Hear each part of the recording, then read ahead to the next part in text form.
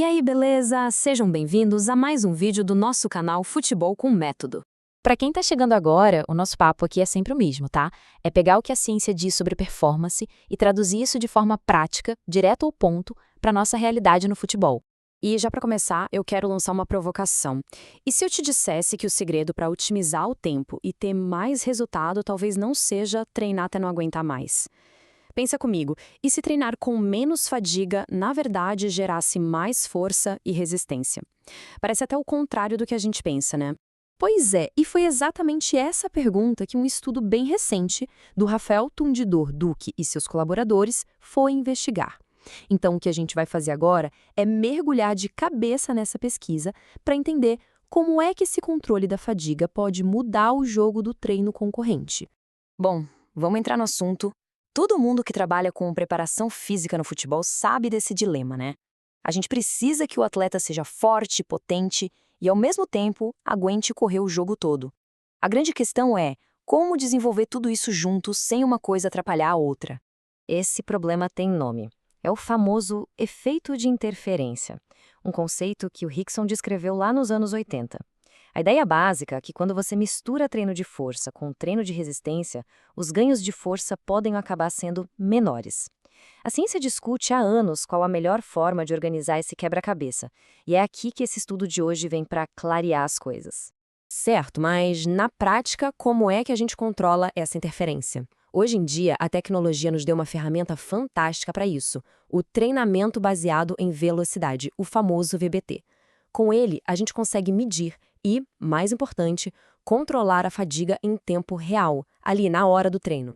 E a métrica que a gente vai usar como guia aqui é a perda de velocidade, ou simplesmente VL, do inglês Velocity Loss.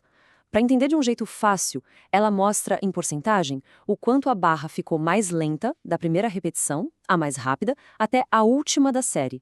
É um jeito preto no branco de saber o quanto o atleta já cansou. Agora, olha que impressionante a diferença de volume de treino. O grupo que treinou com mais fadiga, com 40% de perda de velocidade, fez mais de 6 vezes o número total de repetições do que o grupo que treinou com fadiga mínima. É muita diferença. E a pergunta de $1 milhão é: será que todo esse trabalho extra realmente valeu a pena? Será que gerou mais resultado? Para tirar essa dúvida, os pesquisadores fizeram uma coisa bem legal. Eles colocaram 4 jeitos diferentes de treinar para competir um contra o outro. Vamos dar uma olhada em como eles organizaram esse campeonato? O estudo durou 8 semanas, com 41 homens que já tinham alguma experiência de treino. Eles foram divididos em 4 grupos. 3 deles faziam treino concorrente, ou seja, agachamento e depois corrida. O que mudava era o ponto de parada no agachamento. Um grupo fazia só uma repetição e parava, com 0% de perda de velocidade. O outro ia até 15% de perda e o terceiro ia até os 40%. Para comparar, o quarto grupo fazia só a parte da corrida. E agora, a hora da verdade, né? Vamos ao que interessa. Vamos ver o que aconteceu, qual estratégia foi a melhor para cada coisa. Para a força, para a explosão e, claro, para o fôlego, para a parte de resistência. Começando pela resistência, pela parte aeróbica. A boa notícia é que todo mundo melhorou. Mas olha só que interessante o padrão que apareceu. Quanto menos fadiga o pessoal acumulava no treino de força, maior era o ganho na corrida. A escadinha foi bem clara. Quem só correu, melhorou mais. Depois veio o grupo com fadiga zero, depois o de 15% e, por último, o de 40%. A lição que a gente tira daqui é bem direta. Se você faz um treino de força com muito volume, com muita fadiga, e logo em seguida vai correr, essa fadiga da musculação pode acabar atrapalhando ou freando as adaptações da corrida. Ok, mas e para força máxima? E para levantar mais peso no agachamento? Ah, aqui a história foi outra. O jogo virou completamente. Os grandes vencedores foram os grupos que treinaram com um pouco mais de fadiga, o de 15% e o de 40%. Eles ficaram bem mais fortes que o grupo que só correu. Isso mostra que, para a força, o músculo precisa daquele estímulo a mais. E para quem busca hipertrofia, ou seja, aumento de massa muscular, bom, aí não teve muito segredo. O grupo que fez mais repetições e acumulou mais fadiga, o grupo de 40%, foi o que mais cresceu. A conta é simples: mais volume, mais estresse, mais músculo. Agora segura essa informação, porque Esse resultado foi para mim o mais chocante de todos e o mais importante para o futebol.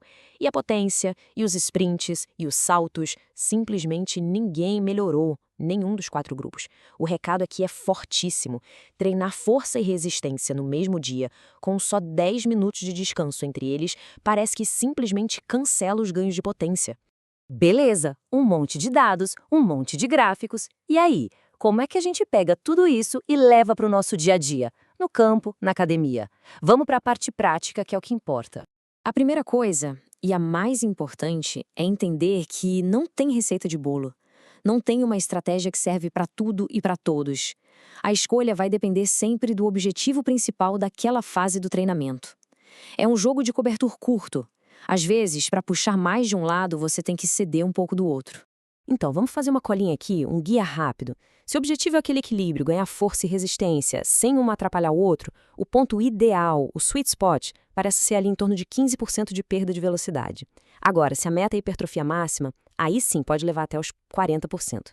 E se a prioridade total é a parte aeróbica, o treino de força tem que ser o mais limpo possível, com quase zero de fadiga. Fica claro que, para o futebol, a estratégia de 15% é a mais inteligente e eficiente. E isso tudo nos leva a uma reflexão para fechar.